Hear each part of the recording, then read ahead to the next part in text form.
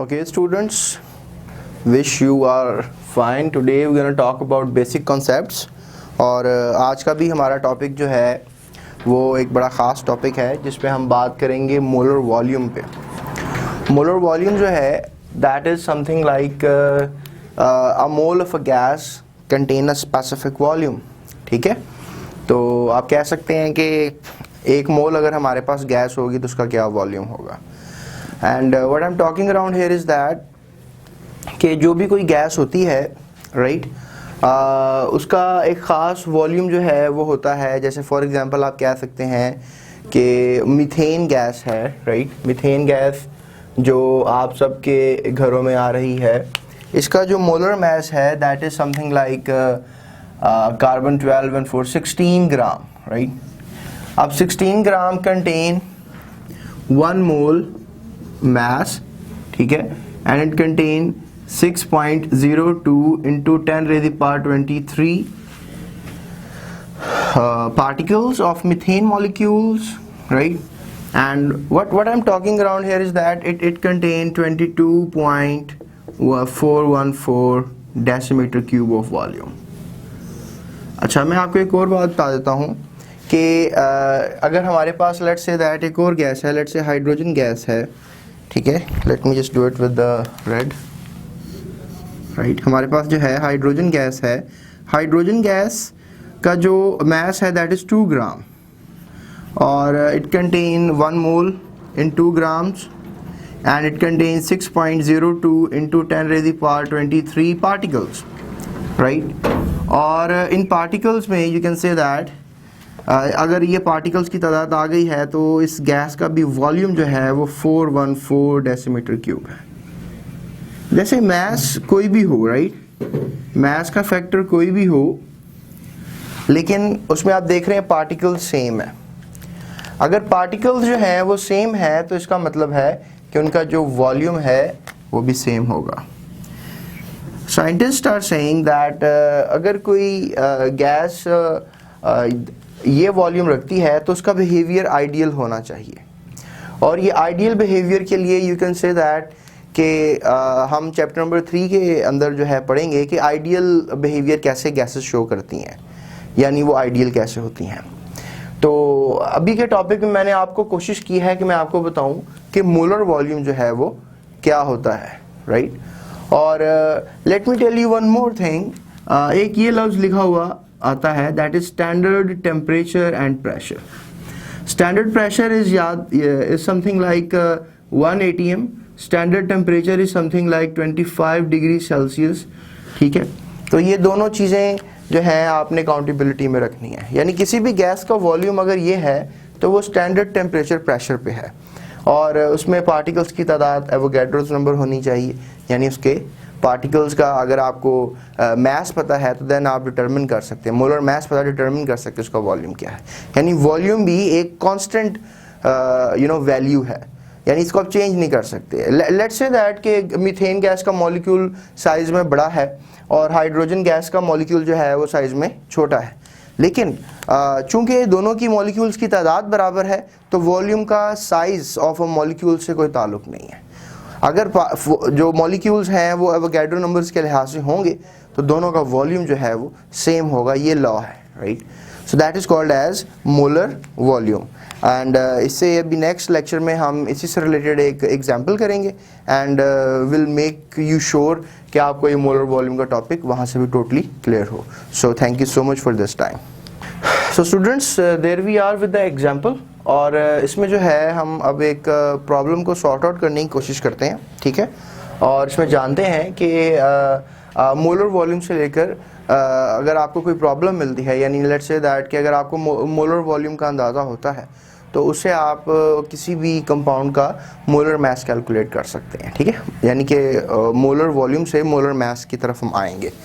ये हमारे पास डाटा है, इसमें ये लिख रहे हैं कि एक हमारे पास वेल नोन आइडियल गैस है right, well known ideal gas and what they are saying कि वो एक कंटेनर में इनक्लोज्ड है।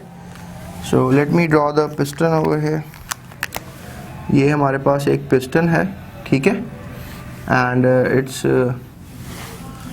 Piston which is enclosing a gas, और इसमें जो गैस का वॉल्यूम उन्होंने दिया हुआ है फ़िलहाल विच इज़ 500 सेंटीमीटर क्यूब, और स्टैंडर्ड टेम्परेचर प्रेशर पे ही है ये वॉल्यूम। और जो इसमें मैस है, मतलब ये जो 500 सेंटीमीटर क्यूब ऑफ गैस है, इसका जो मैस है दैट इज़ 0.72 ग्राम्स, यानी कोई इतना ख़ास मैस नहीं है। तो we just need to calculate the molar mass for that, right. So what we know about this numerical is that कि हमारे पास अगर फॉर एग्जांपल 22.414, राइट, 22.414 अगर हमारे पास इतनी गैस होगी, ठीक है, that is the molar volume for a gas, यानी if we just got this much decimetre cube of a gas, then what do we have? We have 1 mole of a gas, let's say any gas, let's say this gas जो जिसकी अभी हम बात कर रहे हैं, ठीक है। तो अगर हमारे पास अगर इतनी है, तो अगर let's say that we just really want to convert it in a centimeter cube, right, तो इसको सेंटीमीटर क्यूब में बेटा कन्वर्ट करने का सिंपल सा तरीका होगा कि आप इसको 1000 से मल्टीप्लाई कर दोगे, ठीक।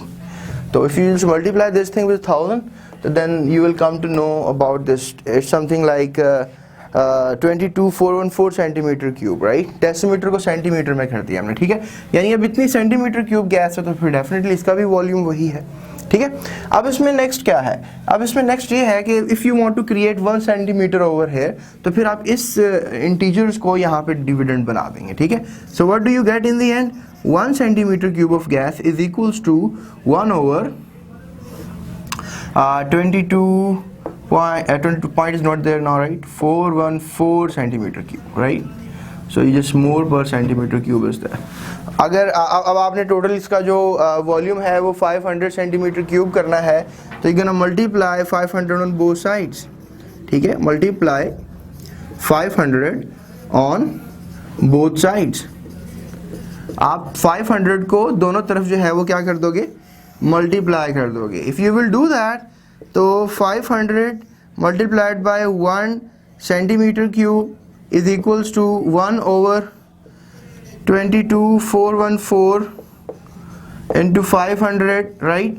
तो वी कैन से दैट कि इन दोनों को हम डिवाइड करेंगे और ये हमारे पास 500 हो जाएगा। सो 500 सेंटीमीटर क्यूब का आपको जो है अंदाज़ा हो जाएगा कि वो उसके कितने आपके पास मोल्स आते हैं, right.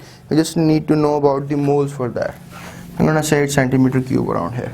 So if you will do this, then you will come to know, I will calculate it, 0.0223 moles आपके पास इसका रिजल्ट आ जाएगा। So that could be the result। यानी आपको जब वॉल्यूम पता था उसका, तो एक कांस्टेंट वैल्यू पता है आपको कि भी 1 मोल में इतनी वैल्यू होती है, उसकी मदद से आपने इस 500 सेंटीमीटर क्यूब में कितने मोल्स है इसका पता लगा दिया, ठीक है। अब आपको मोल्स का अंदाज़ा हो गया है। अब अगर आपको मोल्स का पता लग गया है तो आप इसके मोलर मैस की तरफ भी जा सकते हैं। कैसे? आप लेट्स से दैट कि if you know the moles, right, then you can go to the molar mass. ये कैसे होगा? मोल, मैंने आपको एक पिछले लेक्चर्स में एक टेबल दिया था जिसको आपने लर्न आउट करना था।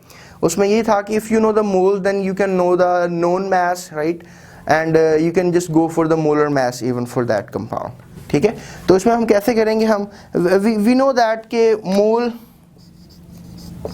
मोल is equals to known mass, ठीक है, ओवर दी मोलर मैस। अब इसमें प्रॉब्लम ये है कि हमें ये वैल्यू भी पता है, नॉन मैस भी उसने हमें दे दिया है, ये भी हमें पता है, but we just don't know this thing molar mass. तो इसी फॉर्मूला को जो है हम क्या करेंगे, कन्वर्ट कर लेंगे, राइट। इसी फॉर्मूला को हम कन्वर्ट कर लेंगे।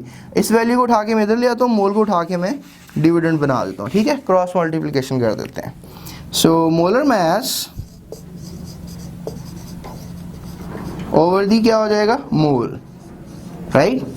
अब हमारे पास जो है वो नॉन मैस कितना है जो उसने डाटा में दिया है, which is something like this, and मोल कितना अभी जो आपने निकाला है विच इज़ 0.0223। अब इन दोनों को बेटे आप डिवाइड कर लेंगे, तो then you will come to know about the gram per moles, right. तो you will come to know about the molar mass, 32